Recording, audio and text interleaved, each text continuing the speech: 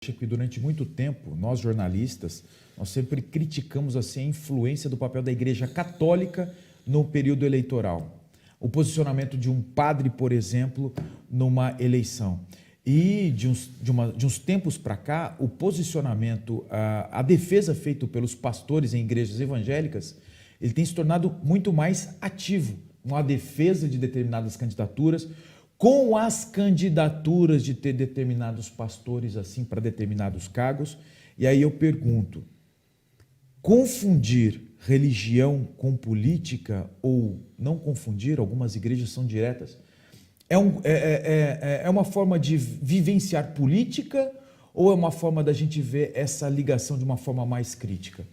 Bom, primeiro que eu não vejo aí uma confusão entre religião e política. Seria uma confusão entre religião e política se determinada religião dissesse eu quero dominar este estado e esse será um estado tal. Aí você está fazendo uma decisão, uma confusão entre religião e política. Nenhuma religião, nenhuma liderança evangélica ou católica ou qualquer uma outra que eu conheça aí está defendendo que o Estado brasileiro deixe de ser laico e passe a ser um Estado confessional, como é o Irã, por exemplo. Não está acontecendo isso. O que acontece é que o Estado tem poder de coerção, a produção de legislação e que a legislação pode confrontar valores que aquela determinada comunidade religiosa entende que não são positivos.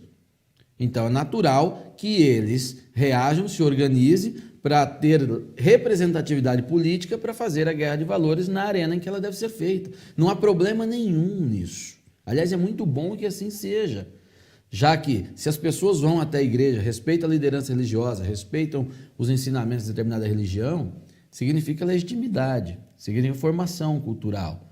E o Estado tem que refletir essa formação. Então é normal que eles se organizem e passem a buscar a devida representação. Os jornalistas, a média do jornalismo, historicamente, como você diz aqui, que se incomodava com a Igreja Católica, se incomodava quando a Igreja Católica não era petista. Se incomodava quando a Igreja Católica exigia a pauta boa, a pauta conservadora, não o aborto, não mexam aqui, não venham interferir na família, essas coisas. Quando a Igreja Católica, tomada pela teologia da libertação, foi lá e ajudou a fundar o PT, a imprensa não se escandalizou. Muito pelo contrário, ajudou a criar lideranças católicas e fez delas referências da análise política e social. Frei Beto, Leonardo Boff, mais recentemente o tal do padre Júlio Lancelotti. Tem um monte de boçais que deviam estar excomungados da igreja, segundo o direito canônico, que está lá no decreto anticomunismo do Papa Pio XII, ainda em vigência, que diz que se você propagar, defender, se você acreditar, se você se alinhar a partidos comunistas, a ideias comunistas, você está excomungado da igreja automaticamente. Isso a imprensa não exige que a Igreja Católica excomungue esses caras da TL. Aquele padre, aquele bispo que foi lá fazer a showmissa do Lula em São Bernardo do Campo, aquele é um senhor que está excomungado por direito canônico. Ele não pode se paramentar daquele jeito que ele faz. E cadê? Ninguém exige, né, que a igreja cumpra o próprio decreto do Papa e declare a excomunhão dele. Nem precisa declarar, mas seria bom declarar para que ele pare de enganar pessoas. Ele e tantas outras. Então, as religiões, assim como outras organizações que também produzem, entre aspas, cultura, transmitem influência, informação, elas têm papel legítimo e fundamental na formação da sociedade. O Brasil é um país que foi fundado pela Ordem de Cristo. Essa é a nossa história, você goste ou não. Ou aquela cruzinha estava lá na caravela que chegou até aqui à toa, porque os caras acharam bacana, bonito, apenas. Não, aquilo era uma ordem de Cristo. Havia um sentido missionário na vinda ao Brasil e também na ida dos portugueses para as Índias.